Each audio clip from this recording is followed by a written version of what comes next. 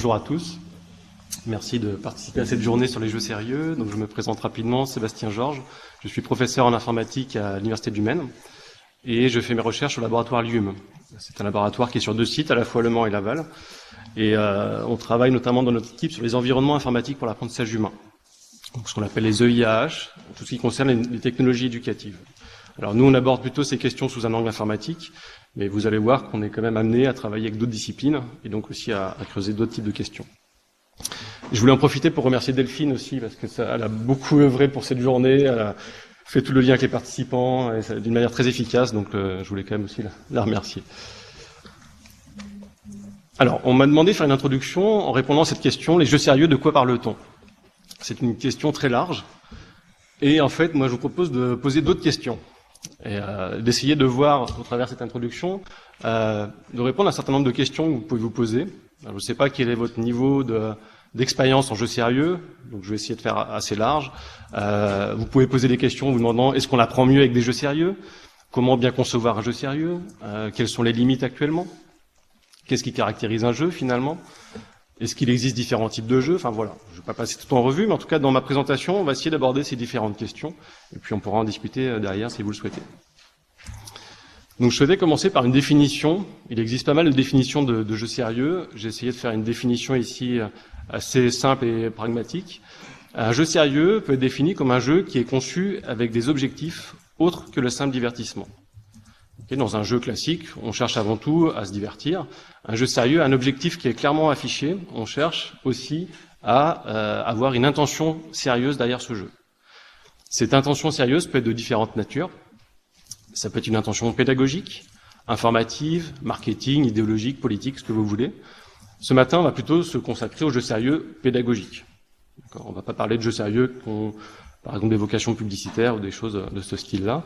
On va vraiment se consacrer aux jeux sérieux pédagogiques. Ce qu'on appelle en anglais les learning games. En français, parfois le ludo-éducatif, mais c'est vraiment plutôt connoté enfant, donc le terme jeu sérieux regroupe un peu plus de types de jeux. Je voulais tout de suite préciser, même si je suis informaticien, je ne cherche pas à mettre de l'informatique partout, et un jeu sérieux peut très bien ne pas être informatisé. On peut très bien avoir des jeux sur table, papier, etc. Et donc on peut avoir les deux extrémités, des jeux qui ne sont pas du tout informatisés, complètement informatisés, ou un mélange des deux. Des jeux où on aura un peu une hybridation entre l'informatisation ou non. Tout de suite, 3 exemples. À gauche, vous avez un jeu qui n'est pas du tout informatisé, qui est utilisé par un enseignant d'anglais à l'IUT Laval. Isa, je pense, en dira un peu plus. Donc c'est un peu un jeu du qui suis-je, où on utilise des post-it, etc. Donc c'est vraiment un jeu. Il n'y a pas du tout d'informatique. Au milieu, c'est un jeu que j'ai eu l'occasion d'animer il y a quelques temps, qui s'appelle Puissance 7 à destination d'ingénieurs, pour apprendre la résolution de problèmes. Et ce jeu était vraiment hybride dans le sens où les étudiants travaillaient par groupe de 3 sur informatique, pendant des séquences à peu près d'une demi-heure. Et après, on avait des débriefings complètement en dehors d'ordinateur, en table au milieu, où on revenait sur ce qui s'était passé dans le jeu, on faisait des exercices au tableau, etc. Puis, chacun repartait sur leur poste.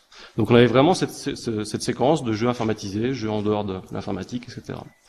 Et puis, bien sûr, on va trouver des jeux qui sont complètement informatisés, des environnements complets, où l'apprenant va être vraiment immergé dans des environnements, comme l'environnement Pulse, qui est destiné à l'apprentissage de la médecine, notamment urgentiste. Alors ensuite, on peut se demander si les termes jeux sérieux vont bien ensemble. Est-ce que c'est pas un oxymore finalement? Mais si on regarde bien, même si ça peut paraître contradictoire, ça ne l'est pas vraiment. Tout simplement parce que le contraire du jeu, c'est pas le sérieux, c'est la réalité.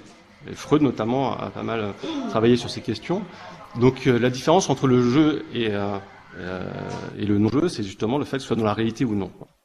Okay. Donc un jeu a avant tout la particularité de se distinguer du réel. C'est vraiment ce qui définit le jeu. Lorsqu'on est dans un jeu, on n'est pas dans un environnement réel, il n'y a pas d'impact en fait sur l'activité réelle. Okay. Donc un intérêt du jeu, c'est qu'on peut agir sans craindre les conséquences de nos actes. Et c'est vraiment fondamental, c'est-à-dire qu'on peut tenter des choses, c'est pas très grave si on fait un game over, si on rate. On peut tester et apprendre justement par l'erreur. Donc un jeu peut tout à fait avoir un objectif sérieux, c'est vraiment un point important. Donc question suivante, qu'est-ce qui caractérise finalement un jeu? Donc je vais vous donner quelques points, ils sont parfois discutables, mais en tout cas quelques éléments qui permettent de dire si on est dans un jeu ou pas.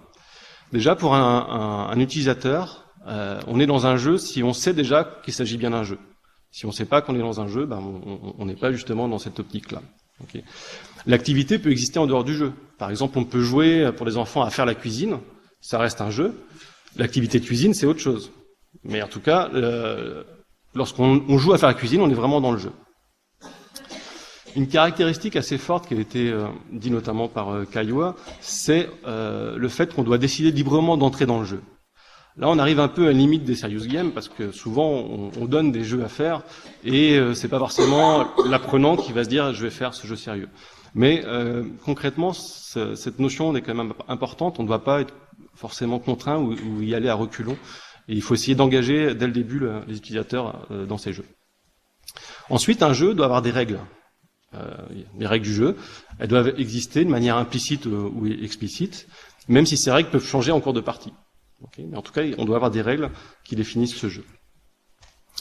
Un point important qui est lié à ce qu'on a vu juste avant, c'est qu'il n'y a pas de conséquences dans la vie réelle. Ce qu'on fait dans le jeu reste dans le jeu, et il n'y a pas de conséquences matérielles ou sociales, logiquement.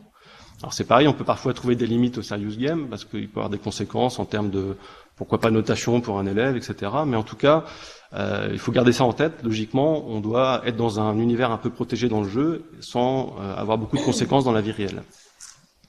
Et enfin, ce qui caractérise un jeu, c'est qu'il y a une sorte d'incertitude sur l'issue du jeu. Si on sait à l'avance qui va gagner, ce n'est plus un jeu. Okay. On rentre dans le jeu si on se demande est-ce qu'on va battre les autres, etc. Donc il faut avoir cette notion d'incertitude qui doit être présente dans le jeu.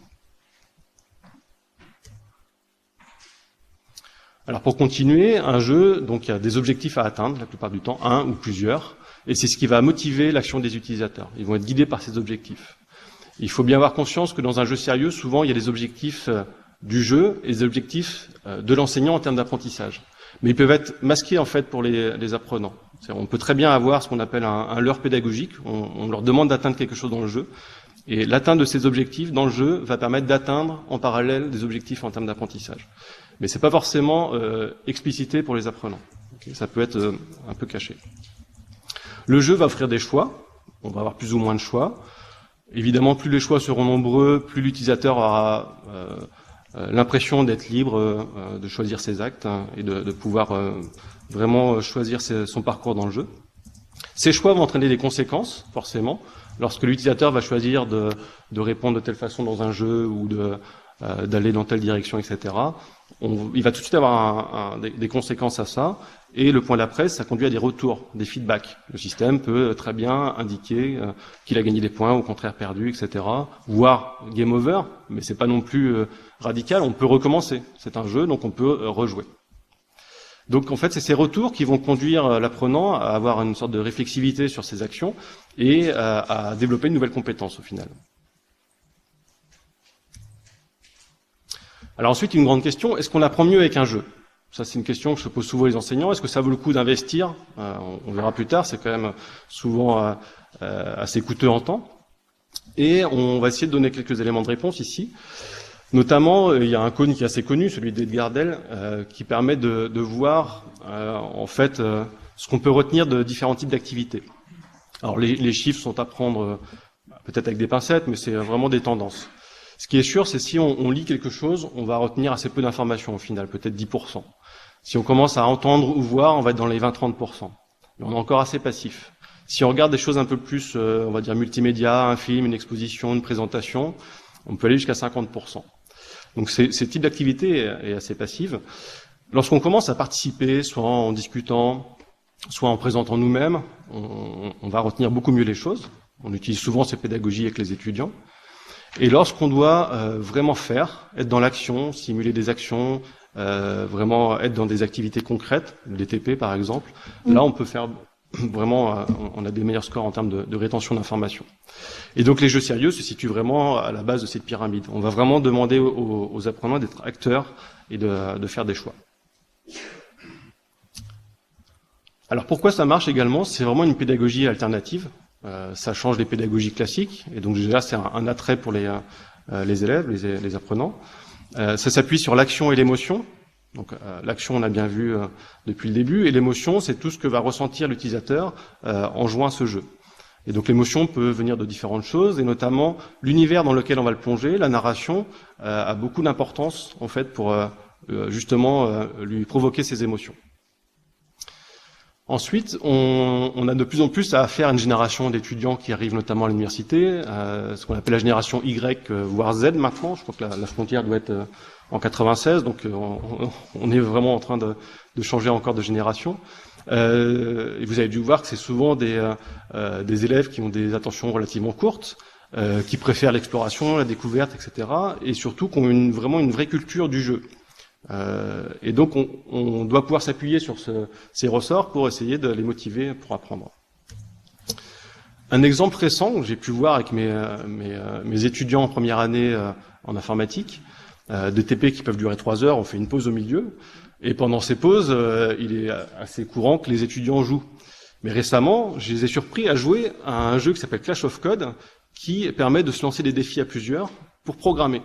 Et donc pendant les TP de programmation, pendant la pause, je trouvais ça quand même intéressant, ils se lancent des défis pour faire des petits algorithmes. Alors c'est des choses assez flash, ça dure 5 minutes, 10 minutes, et donc ils se défient pour programmer le plus rapidement possible des algos, différentes choses, quoi.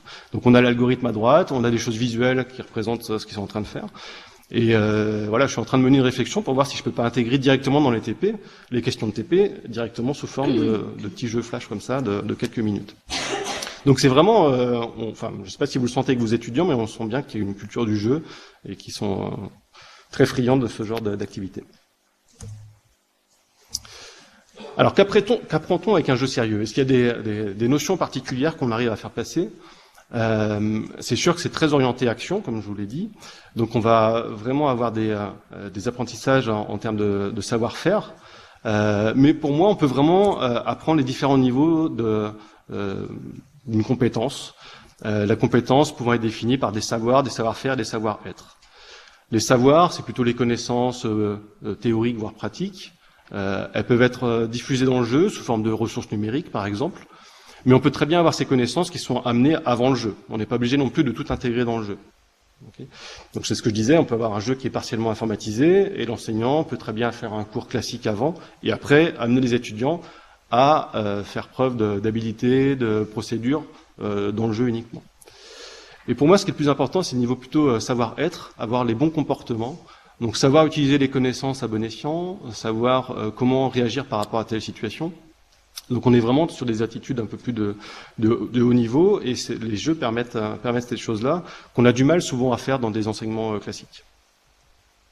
Donc quelque part, c'est la mise en situation, dans des situations plus ou moins réalistes, qui vont amener les élèves, les apprenants à faire preuve de bonnes attitudes, d'utilisation des bonnes connaissances. Donc l'apprenant doit décider, doit agir, et c'est des comportements qui vont piloter l'utilisation des connaissances.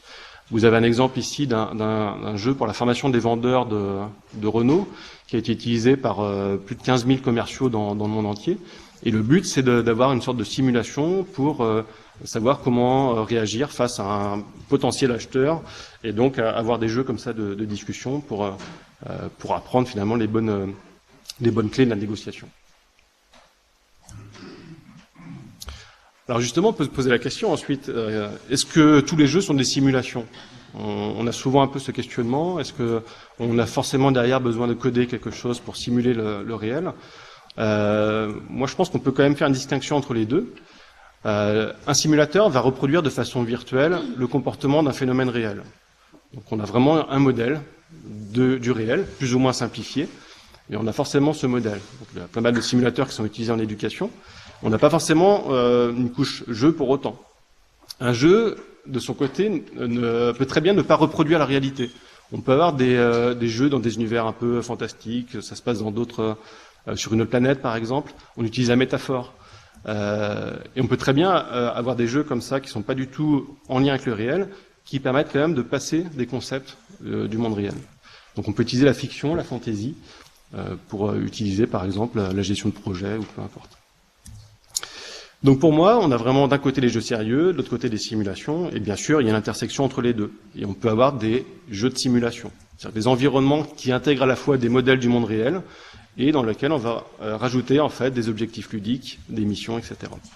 Vous avez un exemple ici de ce type de jeu de simulation développé à l'université de Compiègne, où en fait on a ici une formation sur la gestion des risques notamment, et donc il y a à la fois le modèle derrière. Dès qu'on va faire des actions, on va calculer grâce à ce modèle les conséquences, et l'apprenant va devoir résoudre différentes missions qui vont se présenter à lui. Une question souvent aussi qui se pose, c'est comment évaluer les impacts. Si je mets en place un jeu dans ma formation, comment être sûr que finalement ça marche bien? Est-ce que je peux avoir quelque part un retour sur investissement pour savoir si mes étudiants ont mieux appris que d'habitude? Alors là, je ne vais pas rentrer trop dans ce détail parce que je crois que la conférence suivante de Julien Alvarez va vraiment être consacrée à cette question d'évaluation. Je voulais juste faire un point sur une notion qui me semble assez importante. Lorsqu'on évalue, on ne va pas seulement évaluer le jeu, mais également la situation qui va être créée autour de ce jeu. Deux enseignants peuvent très bien utiliser le même jeu de façon complètement différente. Et donc c'est la situation, la mise en place d'un jeu avec des apprenants particuliers, avec une pédagogie particulière, qui va devoir être évaluée. En français, on a ce terme jeu qui représente beaucoup de choses. Excusez-moi, pouvez-vous couper votre micro, la salle qui vient de nous rejoindre? Ils n'ont pas le retour son. Non. Est-ce que vous nous entendez à distance? Je ne sais pas si c'est Lille ou Paris. Ils ne nous entendent pas. On leur fait des signes. On va leur faire des signes. Allô. Bonjour Lille. Pour information, Orsay est là, mais n'a pas votre image. Hein. Donc c'était Lille, les mauvais élèves. Et qui viennent de nous quitter, du coup. Bon. Peut-être que quelqu'un les a bannis. Excuse-moi. Ils vont revenir plus tard. C'est dommage parce que justement, je crois qu'il y avait Julien Alvarez, mais on vient de le couper. Donc je disais que le terme jeu représente différentes choses. Et en fait, en anglais, on a bien deux termes différents. Le jeu. Julien, tu nous entends?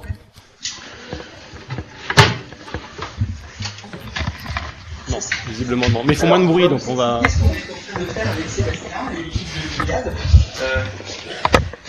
Donc en anglais, il y a le jeu game. Le game, c'est vraiment l'objet du jeu, le jeu de cartes, etc. Et en anglais, on peut dissocier avec le jeu play. Et play, c'est justement l'activité de jeu. Okay. Et souvent, lorsqu'on va évaluer, on va plutôt évaluer le jeu play, c'est-à-dire qu'on va essayer de voir comment la jouabilité se met en place, comment les élèves vont s'approprier le jeu game pour en faire quelque chose, et également comment l'enseignant va se l'approprier. Donc on peut très bien avoir, notamment Bougère et Sanchez ont beaucoup travaillé sur cette notion de jeu play, et notamment le jeu game peut être assez pauvre, c'est finalement l'activité qu'on va mettre avec qui va être intéressante. Là vous voyez des enfants qui s'amusent, ils sont vraiment dans l'activité, dans le jeu play. Le jeu game c'est quelques cartons, des choses comme ça, et c'est des choses qu'on rencontre très fréquemment. Alors si je reviens au jeu game maintenant, donc comment on place un environnement de jeu, on se rend compte que finalement les jeux sérieux, mais les jeux aussi en général, sont souvent, reprennent souvent des mécaniques de jeu qui sont pas infinies. C'est-à-dire qu'on va retomber sur les mêmes mécaniques de jeu. Et des travaux ont permis de lister un certain nombre de mécaniques. Et lorsqu'on veut créer un nouveau jeu, donc en tant que concepteur, on va souvent piocher dans les mécaniques existantes qu'on va combiner entre elles pour créer justement une activité qui nous semble intéressante. Exemple de mécanique, on peut avoir des mécaniques liées à des parcours, à la programmation, mais pas programmation informatique, programmation d'action. Aux échecs, par exemple, on va essayer de programmer 2-3 coups à l'avance pour voir ce qui peut se passer. Des jeux de vitesse, si vous prenez le Jungle Speed, on a ce ressort de jeu. Des jeux qui vont travailler la mémoire, la négociation, etc. Je ne vais pas toutes les passer en revue, ces mécaniques, mais vous voyez qu'on vous retrouvez ici, si vous êtes un peu joueur, même des jeux sur table, on retrouve finalement des mécaniques, souvent dans des jeux différents, et en tant que joueur, souvent on est particulièrement sensible à certaines mécaniques, on va apprécier certaines mécaniques. La difficulté ensuite, ça va être pour la conception d'un jeu sérieux, trouver les bonnes mécaniques par rapport aux objectifs d'apprentissage, voir si ça va bien dans le même sens. Toujours sur la conception, maintenant, comment bien concevoir un jeu sérieux? Si vous voulez faire un jeu, est-ce qu'il y a des règles à suivre? Alors bien sûr, ça reste un domaine où il y a pas mal de créativité. Néanmoins, quelques conseils à vous donner, notamment sur l'intégration entre jeu et apprentissage. On sait que ce qui marche le mieux, c'est vraiment d'essayer d'avoir un jeu dans lequel on apprend au fur et à mesure, et d'éviter surtout les jeux où on a des séquences de jeu, puis après des séquences où on apprend, et après on revient au jeu, etc. C'est-à-dire que c'est vraiment important de trouver des ressorts de jeu où on va mêler les deux. C'est pas évident, mais je vais vous donner un exemple pour mieux expliquer ça. Il y a ce jeu ici qui s'appelle Zombie Division. Les zombies, ça marche très bien chez les jeunes, hein. C'est aussi génération YZ, on ne sait pas pourquoi, mais c'est très bien les zombies. Donc là, il y a des zombies qui arrivent, des petits squelettes, avec sur leur torse ici un numéro. Je ne sais pas si vous voyez, il y a le numéro 12. Et donc en tant que joueur, pour détruire ce zombie, je vais devoir utiliser des épées avec des diviseurs. Donc pour détruire un 12, si j'utilise un 5, ça marchera jamais. Okay, mais si je commence à utiliser des 4 et des 3, ça va mieux marcher, quoi. Okay. Donc là, on voit bien qu'il y a une bonne intégration entre le jeu et l'apprentissage, parce que réussir dans le jeu m'oblige en fait à avoir les bonnes connaissances par rapport au domaine. Vous allez arriver là-dessus. Okay. Et ensuite, on va vous demander de rentrer un numéro qui correspond à la session de jeu. C'est-à-dire, il y a plein de gens qui peuvent organiser des jeux sur Kahoot. Est-ce que vous entendez à Lille? Le jeu qui va se dérouler sur le numéro 544 990. Faut envoyer donc là, un mail. il y a 3 personnes qui ont réussi à se connecter. Il y a Fabien, Christopher. Peut-être. Il y a une conférence en parallèle. Donc voilà, ce que je voulais vous dire, c'est que ce jeu, Zombie Division, il y a des tests qui ont été faits. Si on fait le même jeu, on fait des séquences d'apprentissage puis des séquences de jeu, ça marche moins bien que si on a ce jeu où on intègre vraiment les deux, quoi. Un autre point important, c'est ce qu'on appelle le flow dans les jeux et en particulier dans les jeux sérieux. Ça a été défini il y a déjà quelques temps par Skrichen Mihaly. Et en fait, l'idée, c'est vraiment de se dire, dans un jeu, il faut essayer de trouver le bon niveau de difficulté par rapport aux compétences d'une personne. Ça se paraît simple comme ça, mais c'est difficile en fait à mettre en place. Pour vous expliquer, en fait, si dans un jeu, l'étudiant a des bonnes compétences et qu'on lui propose un challenge assez bas, c'est-à-dire que c'est trop simple pour lui, il va vite être dans l'ennui. C'est-à-dire qu'il va dire oui, il va faire ça mécaniquement et il va pas accrocher dans le jeu. Au contraire, si on lui donne des challenges très très élevés par rapport à ses compétences, il va être dans l'anxiété. J'y arrive pas, ça m'énerve, et il va également décrocher. Okay. Et donc tout l'intérêt, c'est d'être dans le bon dosage, le bon niveau de difficulté par rapport aux compétences d'une personne, et donc rester en permanence dans ce qu'on appelle le flow. Donc logiquement, dans un serious game, on devrait avoir des compétences qui évoluent et des challenges qui évoluent en parallèle. Et il faut essayer de trouver comment un jeu peut s'adapter justement à ces évolutions. Et pour moi, un autre ingrédient important dans la conception d'un jeu sérieux, c'est d'intégrer l'enseignant. Et justement, de pas faire... on peut faire des jeux complètement autonomes, mais on se rend compte que la présence d'une personne humaine, donc d'un enseignant, ce qu'on appelle un tuteur, va vraiment être capitale pour tout ce qui va être débriefing autour du jeu. C'est-à-dire sortir un moment du jeu, comme on a vu, ça peut être un univers particulier. L'enseignant va permettre de ramener ces choses-là dans le monde réel et de faciliter le transfert des connaissances dans d'autres situations. L'enseignant va pouvoir faire part de ses expériences, va expliquer ce qui s'est passé dans le jeu, va expliquer comment ça se passe dans le monde réel. Et finalement, c'est vraiment ces phases de débriefing qui vont permettre la construction de connaissances et de compétences pour les apprenants. Donc ça, encore une fois, moi j'ai pu l'expérimenter. C'est vraiment ces phases où on réunit tout le monde, par exemple, autour d'une table, on les décroche du jeu et on fait parler chacun sur l'expérience dans le jeu, qu'est-ce qu'ils ont vécu, qu'est-ce qu'ils en pensent, comment ils ont agi, etc. Donc ça, ces phases de débriefing sont vraiment importantes. Quelles sont les limites actuelles pour les jeux? Donc tout ce qu'on a vu, quand même, on a tendance à voir qu'il y a pas mal d'intérêt pour les jeux sérieux. Pourquoi ça se développe pas plus finalement, même si ça quand même depuis quelques années ça se développe pas mal, mais un des freins c'est quand même le coût de conception et de réalisation. C'est quand même des environnements qui sont assez complexes à concevoir. J'ai mis ici des budgets variant de quelques dizaines de kilos d'euros à plusieurs millions d'euros. Le jeu comme Pulse tout à l'heure en médecine, c'est 10 millions de dollars. Vous voyez, on approche des chiffres qui sont plutôt des jeux grand public de très très grande qualité, quoi. Donc c'est quand même un investissement qui n'est pas négligeable. Et on se rend compte actuellement, il y a peu de façons de réutiliser des éléments du jeu en termes de scénario, de composants, de ressources. Il faut souvent repartir de zéro. Et c'est vraiment un frein pour justement la conception de ces jeux. On verra tout à l'heure qu'en recherche, on travaille sur ces questions-là. Ensuite, ça rejoint un peu ce que j'ai dit juste avant sur le mariage entre jeu et apprentissage. C'est quand même un équilibre assez difficile à trouver. Il faut, lorsqu'on conçoit le jeu, aborder à la fois la scénarisation sous les angles pédagogiques et ludiques, et essayer de bien mêler les deux.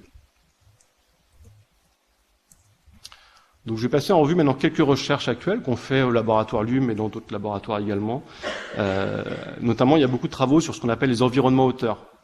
Un environnement auteur, c'est un environnement qui va permettre de concevoir un jeu sans avoir de connaissances en informatique et dans l'objectif de réduire les coûts. Ces environnements auteurs peuvent juste se consacrer à la phase de conception, donc comment créer le scénario. D'autres vont jusqu'à la phase de réalisation du jeu pour concevoir vraiment l'environnement qui va s'exécuter. Et donc dans ces environnements auteurs, il y a non seulement des outils, mais également une méthode pour pouvoir concevoir le jeu. Notamment, Isamar Physique, qui interviendra un peu plus tard, a développé un modèle et un système associé qui s'appelle Legadi, qui permet en fait de concevoir un jeu sérieux qui est destiné à une équipe pluridisciplinaire. Donc le game designer va avoir des outils particuliers, l'informaticien aussi, le pédagogue également. Et donc ces différents profils vont œuvrer ensemble pour concevoir le scénario du jeu à partir de briques qu'on est capable de glisser dans l'environnement pour vraiment définir ce jeu. L'avantage d'un environnement comme celui-ci, c'est qu'on est capable de tester avant même de créer le jeu la qualité entre guillemets du jeu en vérifiant quelques points clés. Est-ce que les connaissances ont bien été abordées à différents moments? Est-ce que tous les scénarios du jeu vont permettre à l'apprenant d'avoir accès à différentes ressources, etc. Donc voilà le type d'environnement qui peut faciliter en tout cas la conception des jeux. On travaille également sur des environnements plus ciblés qui permettent d'aller jusqu'à la création des jeux, par exemple sur téléphone mobile. On a un étudiant actuellement en thèse qui travaille sur la création de learning game mobile et donc qui travaille sur des environnements qui seront directement utilisables par des enseignants pour qu'ils puissent sur le terrain après avoir des activités ludiques contextualisées. En ce moment, il y a aussi une grosse tendance sur avoir des jeux dans lesquels on cherche à réduire la frontière entre le monde réel et le monde virtuel. Alors ça peut sembler un peu antinomique par rapport à ce que j'ai dit tout à l'heure, mais finalement, si on arrive à ancrer des jeux sur le terrain, le transfert de connaissances se fait d'autant mieux derrière, quoi. Exemple, ici, on a un projet ANR en cours qui s'appelle Rêverie. On cherche en fait à avoir des environnements pour le grand public, la découverte de la botanique et notamment la reconnaissance d'espèces végétales. Et donc là, on va exploiter certaines capacités en prenant en photo une feuille. Le système est capable de reconnaître quel est le type de feuille et on peut faire des activités ludiques autour de ça. On travaille également sur les inventaires collaboratifs pour que des personnes puissent recenser des espèces. Et vu que c'est un travail qui peut être un peu fastidieux, on va ludifier cette activité pour finalement motiver davantage ses utilisateurs. On a un autre système qui permet, ici sur une table interactive assez large, de pouvoir agir sur l'environnement, mais plutôt que d'être dans le virtuel complet, on a des objets bien réels, donc ce qu'on appelle les interfaces tangibles, qu'on va venir poser sur la table, qui vont être reconnus, et on va pouvoir manipuler ces objets pour faire des activités dans le jeu. Je peux vous montrer une courte vidéo de ce type d'environnement.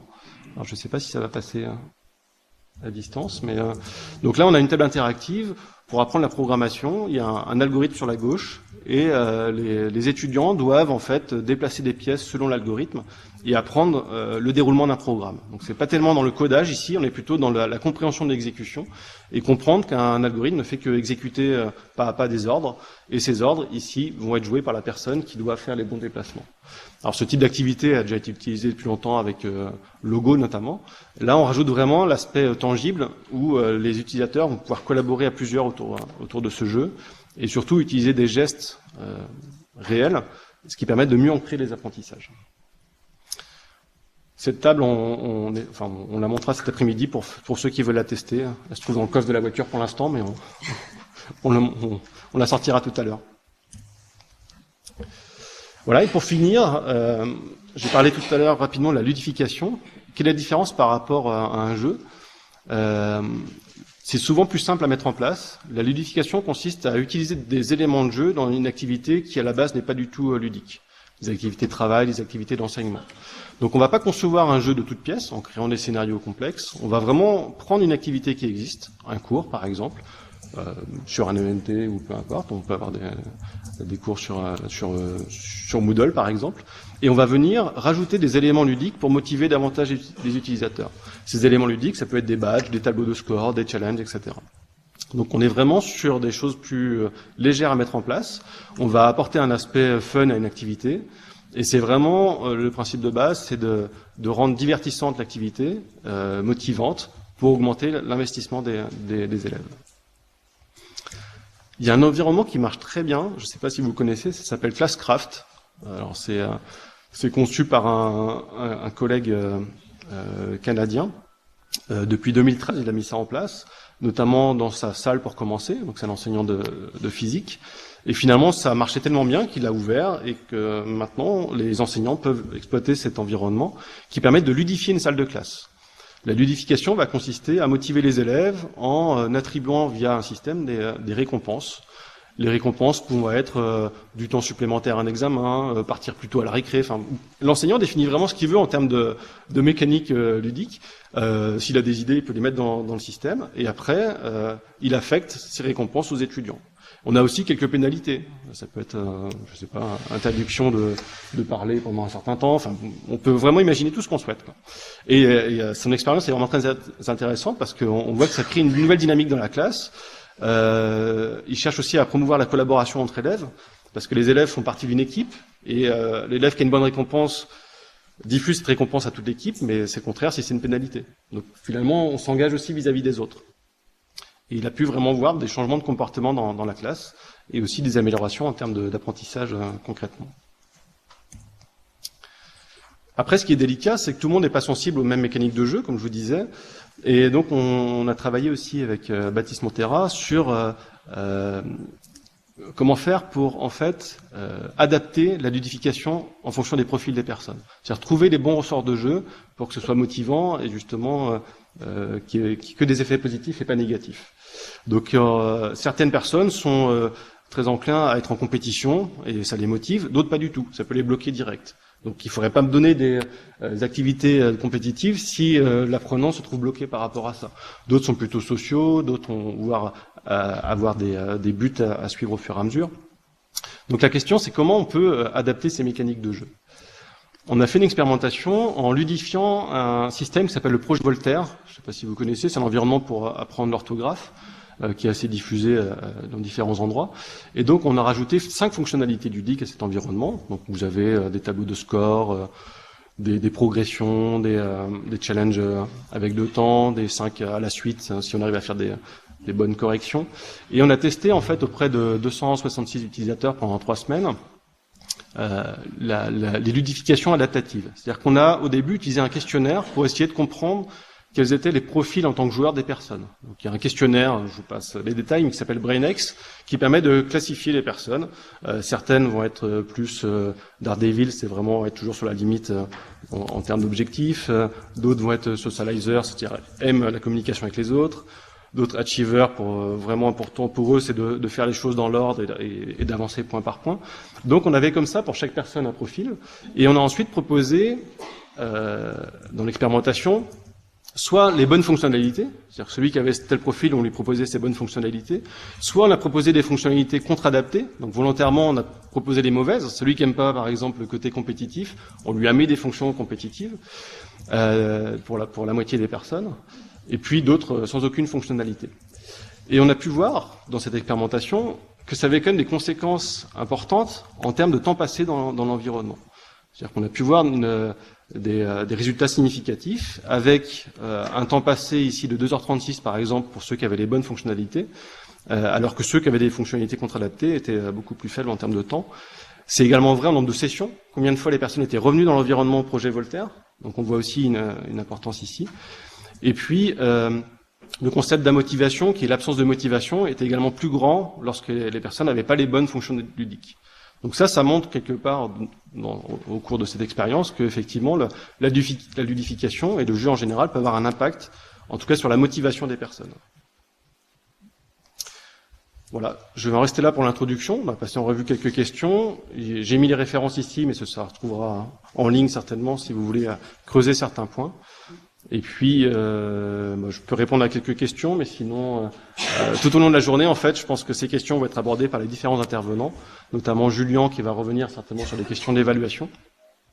Mais si vous avez quelques questions dès maintenant, je ne sais pas si on a un peu de temps, mais peut-être 5 minutes pour... 5 minutes. Carole va gérer le chrono. Donc 5 minutes, pas plus. Donc avez-vous 1 ou 2 questions? Christine?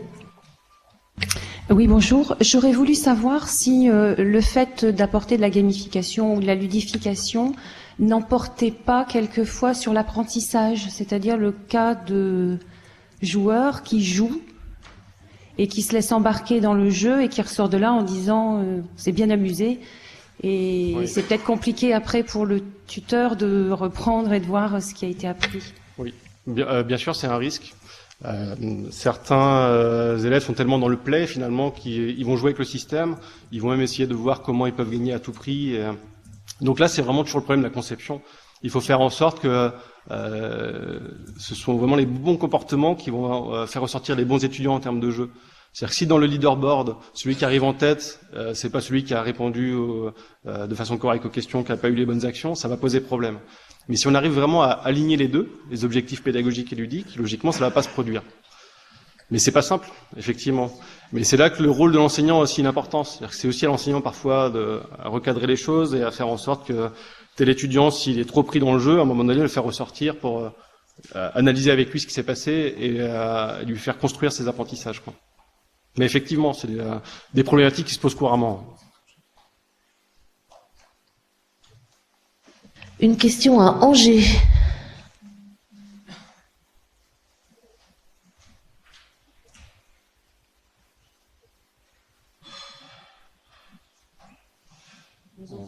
Vous entendez?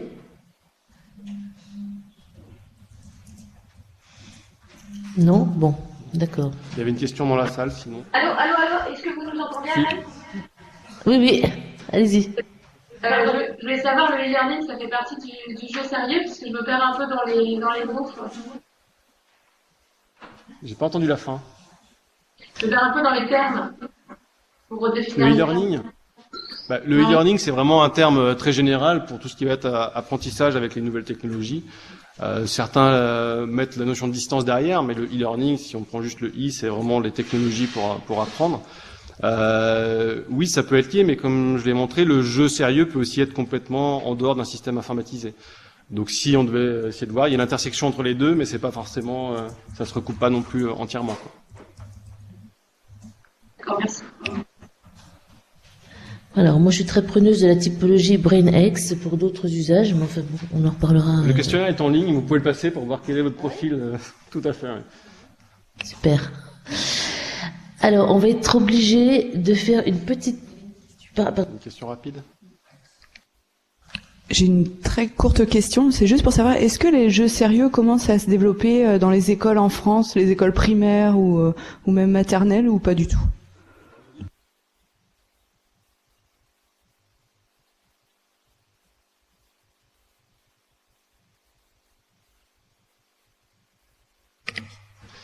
Vous avez entendu?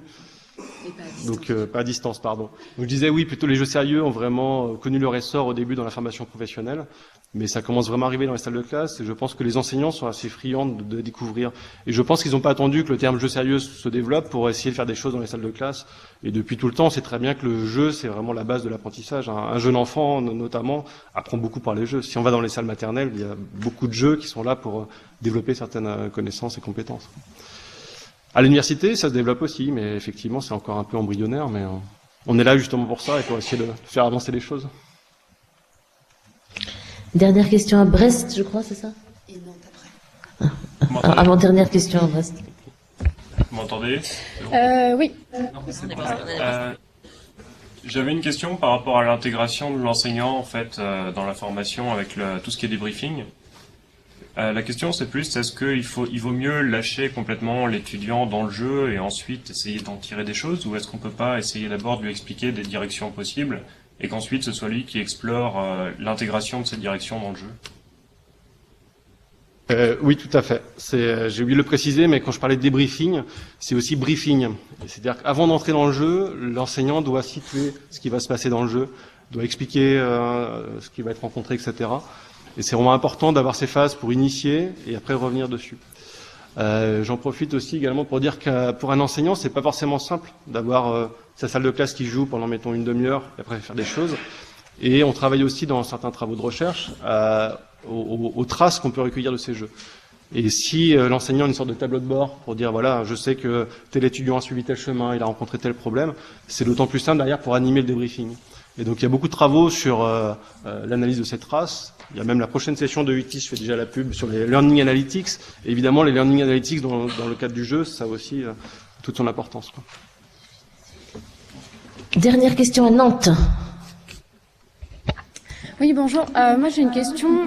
Vous avez dit en fait que les jeux sérieux sont très adaptés aux générations X et Y.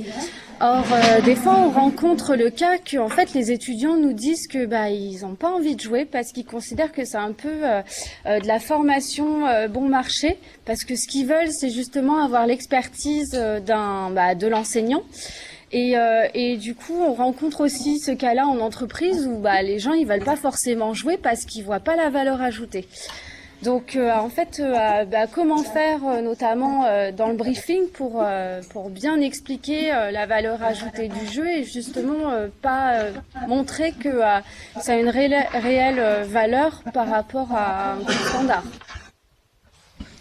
C'est tout à fait vrai, effectivement. Je sais pas si ça se passe au niveau universitaire, mais en tout cas, formation professionnelle d'entreprise, parfois, mais c'est surtout les décideurs, je pense, sont un peu réticents en disant, oui, mais c'est du ludique et ça va pas être très efficace, etc.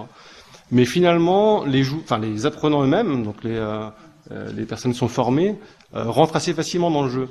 Et après, il faut trouver évidemment les bons jeux et les bons scénarios. C'est-à-dire que peut-être si c'est trop enfantin, effectivement, on va avoir l'impression que c'est pas du niveau de ce qui est attendu pour une formation. Mais si on arrive à trouver les bons ressorts, c'est rare qu'après coup, il y ait cette réaction.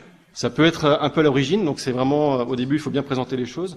Mais logiquement, si le jeu est bien adapté au niveau, il n'y a aucun problème. Et puis bien sûr, la présence de l'enseignant, et j'insiste, est toujours primordiale, et c'est l'enseignant qui va permettre d'amener son expertise par rapport à un domaine et de sortir les choses du jeu pour les ramener dans le monde réel, quoi. Donc oui, ça peut être un frein psychologique, on va dire, au démarrage, mais il n'y a aucune raison, si c'est bien amené, le jeu passe souvent bien, quoi. Enfin, je sais pas pour ceux ici qui ont déjà des expériences, mais souvent justement l'enseignant se prend au jeu également, quoi.